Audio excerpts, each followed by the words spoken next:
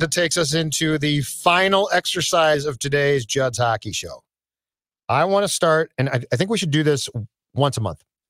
I want to start by going through right now, because it's going to change, what we think should be the Wild protected list for the Seattle Kraken Expansion Draft, which I think will fall in late July of 2021. This is going to be fun. I like you this start. idea. Okay. You start, and it's going to be the expansion list, your pick of if you choose to go 7-3-1 or 8-1. But what do you think the Wild expansion list will be? Okay, so here is what I would do. I'm gonna give you both. In fact, we should play some of this. Yeah, I'm gonna do both hockey music. 8 skaters, and I'm gonna do the 7 forwards, 3 defensemen. Okay. So I'm gonna give you both those lists here, and I'll start going once you got some music there. Yep. Want me to go? There you go. All right. Just pot that down a little bit. We can do a little brass bonanza. So. Okay. Obviously, for the 8 skaters, you're going to have to protect all your players with no movement clauses, which means 5 of the spots are already taken. That's Zach Parise, that's Matt Zuccarello, that's Ryan Suter, that's Jared Spurgeon, and that's Jonas Brodin, which means only 3 spots are left on those 8 skater list. Okay, so go through your. So it's Parise, Zuccarello, Suter, Spurgeon, and Brodin. Yep. So that's 5 of the 8 already taken up. Yep. The 3 players I would protect would be Kevin Fiala, Marcus Foligno, and Matt Dumba. Ooh, okay. We disagree on one. Kirill Kaprizov is exempt from this. He is not. You don't have to protect him. He's exempt from this list. So Correct. That's why he's off this list. For people, are you confused? So again, my 8 skater expansion protection list would be Parise, Zuccarello, Fiala, Foligno, Dumba, Suter, Spurgeon, Brodin. Okay. What do you? Want me to just do the 7-3-1 then? Yeah. All right. Yep. Let's go through them and then tear it apart. So then the 7 forward, 3 defenseman route, which is the traditional route that most teams do. Yes, because And again, those 5. I'll go with my forwards here. So Parise has to be protected. Zuccarello has to be protected. Then I would go Kevin Fiala, Foligno, Ek, Greenway, and then player to be named later. Your new center. Player to be named later. Your new center. Borrow a baseball term. Because you have now traded Matt Dumba. Yes. Which means, because if you go the 7-3-1 route, your defenseman already taken. Like, you literally already have 3 defensemen that are taken. Suter, and Brodin. Yes, sir. You can't. And Talbot's your there's goaltender. no one else you can protect from your defense. Because if you do the 7-3-1 route, that's already in place. Correct. So that's why I think the Wild might be more inclined, if they don't make a trade, that is, to do the 8 skater route. Because otherwise, you're going to lose Dumba. Yes. And look, this would mean you'd expose Joel Eriksson Ek, who would probably potentially be taken by Seattle. But I think Foligno is more valuable to this team than Joel Eriksson Ek is. Interesting. Even though Ek is a center and Foligno is not. Yep. Yeah. So on 7-3-1, we agree completely. Like right now, it's pretty easy. I don't have a 7th forward I would protect. No. There's not even one where I'm like debating, boy, should I protect that guy? What, Jerry Mayhew? Sorry. Okay. So my guy. I'll just go down my list of 8, which right now I agree completely would be what they would do. And we disagree on one. All right. So to your point, Suter, Zuccarello, Spurgeon, Parise, Brodin must protects, which hurts because Matt Zuccarello.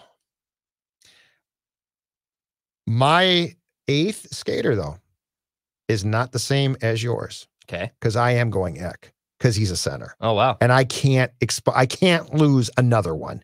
I just can't. I get that. Yep, I get that. And so now I've exposed Greenway, Foligno, Soucy, and I believe Capo has to be protected as well. So he won't be because I'm protecting Talbot. Yep. And my guess is that there will be a better goaltender choice probably, or choices. So I'm guessing that they wouldn't take Capo. So I'm going to hold my breath, and I think they might take Greenway. Foligno's a veteran, and I like him, but he's sort of a guy who would probably fit in more on a contending type of team. Yes. Like, I think he'd be great in the room, but you're young, and I know that the Golden Knights didn't, but you really should not be good. Like, you should not be. Right. The Kraken should not be great. Now, they've got the same expansion rules as the Golden Knights, so there's actually going to be pressure to compete and be good, but in my world, expansion teams stink and get high draft picks. So That being said, I think that unless he's just awful in 2021, I think the best wild card, if you're the Kraken, is Greenway. Yeah. Because he's young. If he matures, he's Tuck, right? Yeah. Like he's not right now, but he would be Tuck. I see no.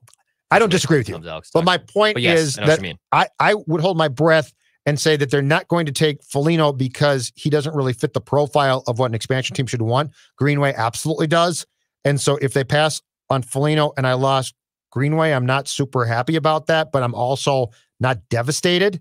And I'm certainly not doing what a bunch of teams, including Chuck Fletcher and the Wild, did back in the day with the Vegas Golden Knights, which was to say, oh, we'll trade you somebody so you don't take our guy. No, that's done. No. Game, set, match, hard pass on that. So yeah, Parise, Fiala, I go Ek, Zuccarello, Suter, Spurgeon, Dumba, and Brodin. But I do, to your point, go back to 7 and 3 if I can get a center in a Dumba trade. I dig it. I think that's probably what's going to have to happen. If you don't trade Matt Dumba, you're going to have to go the 8 skater route. If you keep Matt Dumba, you have to go the 8 skater route. What's your best guess right now? Like which one happens more? Like right now, if you had to guess, is Dumba there by the time we get to the expansion draft? I don't think and so. by there, I mean on the Wild. I don't think he's on the Wild. No, I think he's going to get dangled, and I think he's going to get traded. In season or draft time before the expansion draft? I want it to be in season. I think it'll probably happen draft time. I want it to be in season. I guess the one thing I'm curious about when it comes to that is how much does Bill Guerin look at this division and see the possibility? Yep. Because I think if you want to truly compete in 2021, you have to go get a center. Yeah. And it doesn't even have to be a great one, but it's got to be a guy who can at least slot in to the top line. The funniest thing is it's probably going to be a guy like Stahl. Right. For the short term. So I think that's probably necessary. But here's the wild card to this entire discussion too. So to me, Dex, the 4th spot in the West, which is the final playoff spot, is very much open, and the Wild probably can grab it. Yep. But then if you finish 4, you're probably going to play the Avs in round 1. I don't think you're beating the Avs. Like the Avs are damn good, man. They can move. I mean, the only question there is goaltending. So if you assume, hey, we can grab the 4th spot, but we're going to be a pretty easy first round out. How much do you move heaven and earth potentially at that point in time to do that? And I don't know what Bill Guerin's response off the record would be to that question. Yeah, I mean, if he has an opening, then they have to attack it. Colorado and Vegas are obviously very good teams. The Wild would not be favored in either of those series. But I think I'd take my chances against Colorado instead of Vegas. Colorado's going to fly up and down the ice, but there's a soft spot in goaltending there, and I trust Vegas's depth in their goaltending more than I do Colorado. If Colorado's smart, I think I'd probably try and make a trade for a tender. Absolutely. Very soon. Yes.